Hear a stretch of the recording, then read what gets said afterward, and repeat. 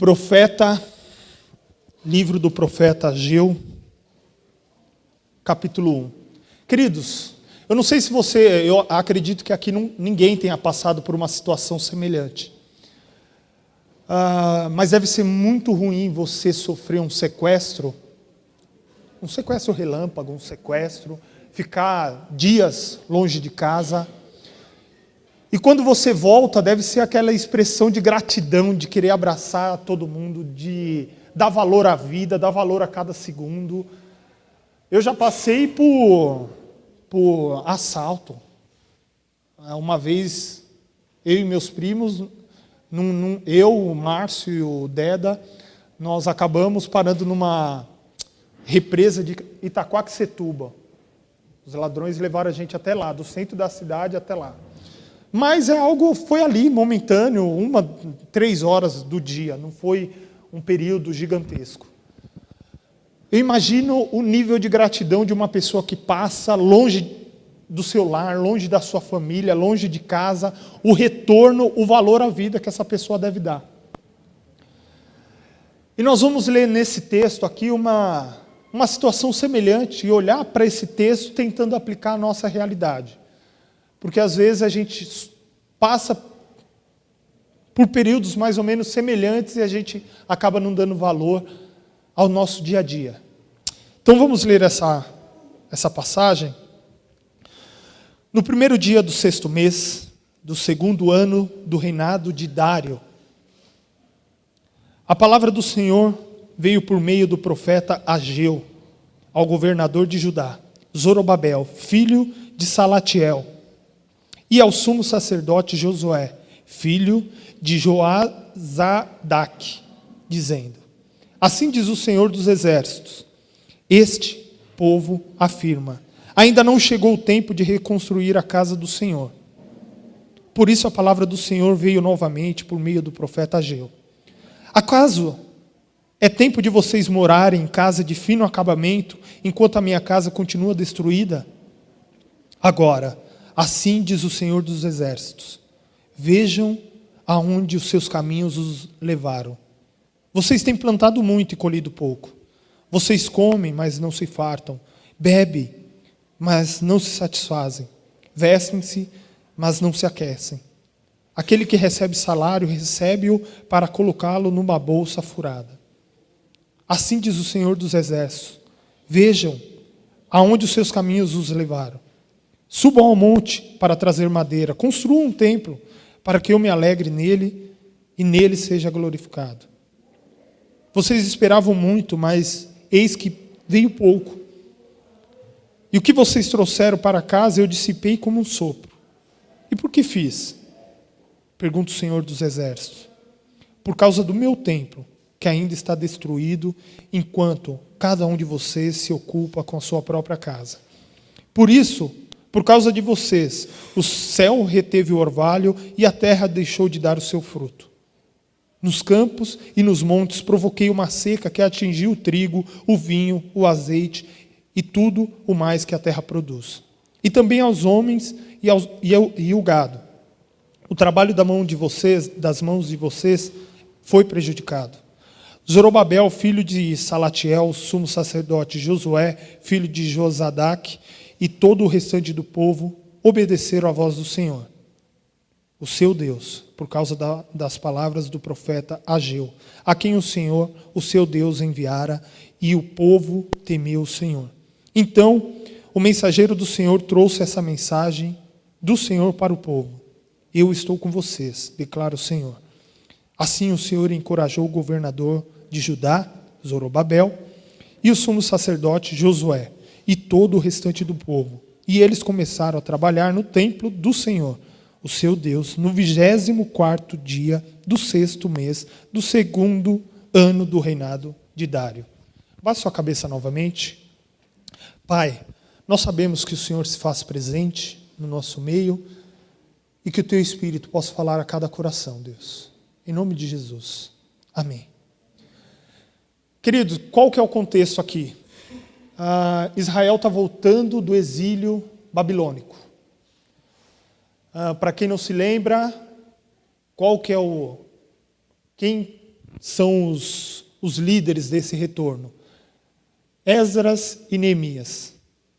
São pessoas que estão retornando, arranja recurso aí que a gente vai reconstruir a cidade. Cada um reconstruindo sua casa, cada um reconstruindo parte do muro. E eis que o profeta Ageu levanta com essa profecia aí. A gente acha que tudo é muito rápido. Quando a gente lê Esdras e Neemias, a gente acha que tudo foi assim. Nossa, reconstruíram. Demorou 15 anos para o povo construir um altar, construir um local de adoração. 15 anos. 15 anos. E aí o profeta Ageu está falando o seguinte: no primeiro dia do segundo ano do reinado de Dário, no primeiro dia do sexto mês do segundo ano do reinado de Dário, eis que a palavra veio a Ageu. Primeiro dia do sexto mês do segundo ano. Queridos, 15 anos após o retorno do exílio babilônico. 15 anos após. A gente tem que lembrar o seguinte: a religião judaica permeava absolutamente tudo. Justiça, governo, tudo. A religião era absolutamente tudo para o povo judaico.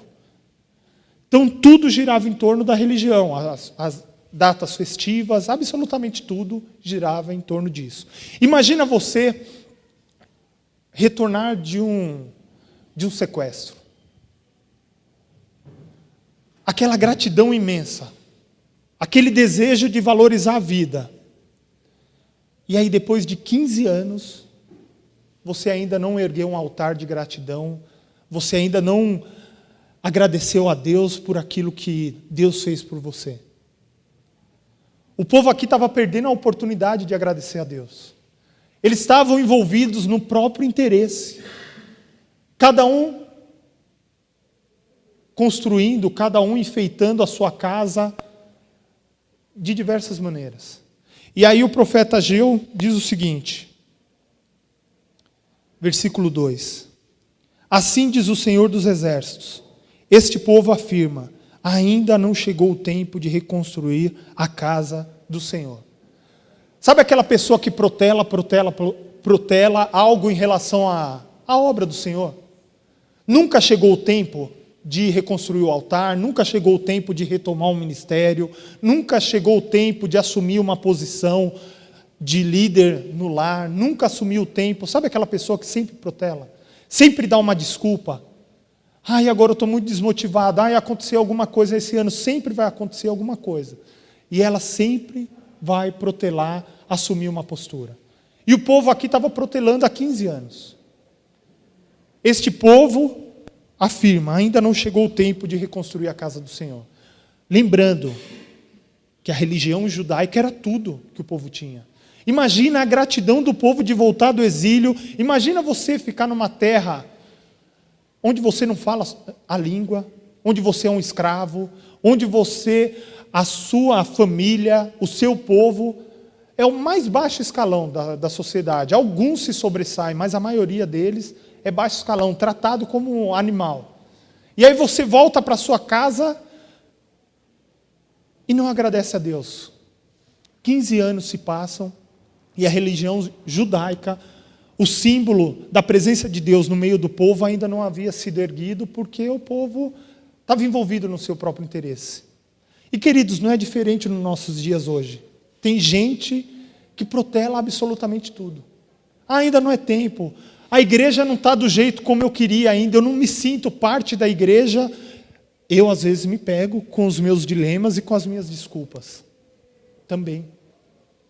Ainda não está bom. Eu não estou sentindo o mesmo amor que eu sentia na outra igreja quando estava tudo muito bom lá. E vou protelando. E vou protelando. E aqui passaram 15 anos. E aí o profeta diz mais o seguinte. Versículo 4. Palavra do Senhor. Acaso é tempo de vocês morarem em casa de fino acabamento enquanto a minha casa continua destruída? Queridos, o ponto não é o fato de construir uma casa, o ponto não é comprar um outro carro, um novo carro, fazer alguma outra coisa, fazer um intercâmbio, pensar em outra coisa. O ponto é não ter prioridade. Construir a casa não é ruim, a gente já falou aqui uma pregação anterior. O amor ao dinheiro é a raiz de todos os males. O dinheiro não é ruim. O dinheiro paga as contas, mas o amor ao dinheiro, esse é o problema. Qual que é a prioridade? Construir a casa não é problema, mas qual que é a prioridade? Enquanto a casa de cada um ali está muito enfeitada, o templo do Senhor destruído. Qual que é a prioridade? Enquanto as nossas casas enquanto a nossa vida está cheia de coisa, a obra do Senhor ainda tem sido destruída. E a gente, dia após dia, arruma desculpa para protelar mais um pouquinho. Estou muito desanimado. Estou muito chateado. Ainda não me pegou a igreja. E a gente acaba protelando e não assumindo essa prioridade. Queridos, você pode construir sua casa, você pode comprar seu carro, você pode estudar, você pode fazer uma pós, um mestrado, um pós-doutorado, mas não abandone a prioridade, não abandone Deus como centro da vida. Esse é o ponto. O povo aqui abandonou. Cada um para o seu interesse, cada um construindo a sua casa, cada um construindo o seu muro. Opa, já construímos, vamos construir o templo. Agora já tem onde habitar, não ficamos mais no sereno, mas não, agora vamos enfeitar. Agora vamos colocar uma coisa a mais. E o templo lá, esperando. E 15 anos se passaram para que essa palavra viesse para o profeta. Queridos, Tiago 1, versículo 17. Toda boa dádiva, todo dom perfeito vem do alto, descendo do Pai das luzes, que não muda, como sombras inconstantes. Querido, tudo que vem de bom, tudo vem do Senhor. Tudo vem do Senhor. A sua segurança, a sua saúde, o seu alimento, a sua família, os seus filhos, tudo é dele. E ainda você está protelando, levantar um altar, levantar um templo, erguer a sua vida como templo do Senhor, assumindo uma postura diante do Senhor. Não, eu vou me erguer como sacerdote, eu vou erguer como pastor, eu vou me erguer como profeta, eu vou me erguer como discípulo, vou me erguer como servo, vou servir. A gente arruma muita desculpa, protelando, dia após dia, para não fazer. Eu tenho as minhas conversas com o Marcos e eu me cobro às vezes, mas também não faço muita coisa. Essa palavra vem para mim primeiro. Eu preciso fazer muita coisa por nós.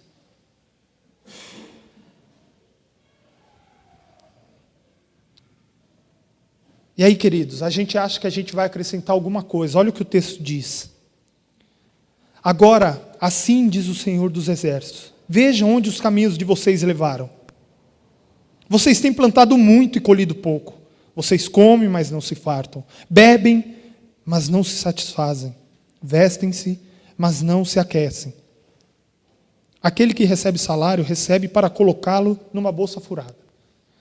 Esse é mais ou menos aquele texto que, se o Senhor não guarda a casa, em vão vigia a sentinela.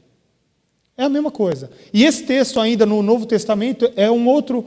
Busca aí primeiro o reino de Deus e a sua justiça, e as demais coisas vos serão acrescentadas. Enquanto a gente está brincando de ser evangélico, enquanto a gente está brincando de ser cristão, querido, acontece tudo isso aqui. Estamos pregando a teologia da prosperidade? Não, queridos. Mas também a gente não pode negar o Velho Testamento e falar, não, joga tudo fora, a gente só vai ficar com o Novo Testamento. Não.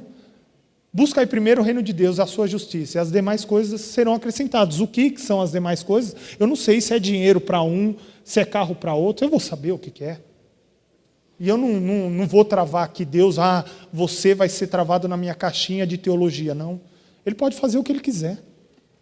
Ele pode dar para um muita riqueza, para outro, ele pode dar pouco, mas pouco com alegria e com felicidade. Agora, assim diz o Senhor dos Exércitos: vejam aonde os seus caminhos te levaram. Sabe aquela pessoa que trabalha muito, muito, muito? Você já teve um mês assim, e você acha, a primeira coisa que você acha é que você não deu o dízimo. Gente, acontece de tudo. Você fica doente, o pneu do carro fura, você bate o carro olhando no celular. Olha, acontece de tudo. Aí a primeira coisa que você pensa, não dei o dízimo. Ih, as coisas não estão acontecendo porque eu... Ou senão, você está todo em dia, estou fazendo a obra do Senhor e tal, mas você está tão preocupado com as coisas da vida que você não consegue desfrutar uma viagem. Você viaja, mas ainda está preocupado com as preocupações da vida. Sabe aquela pessoa que coloca no saco e o saco está sempre furado? E você já deve ter vivido uma outra situação de você estar no centro da vontade de Deus e você contribuir com serviço, com dinheiro, com qualquer coisa.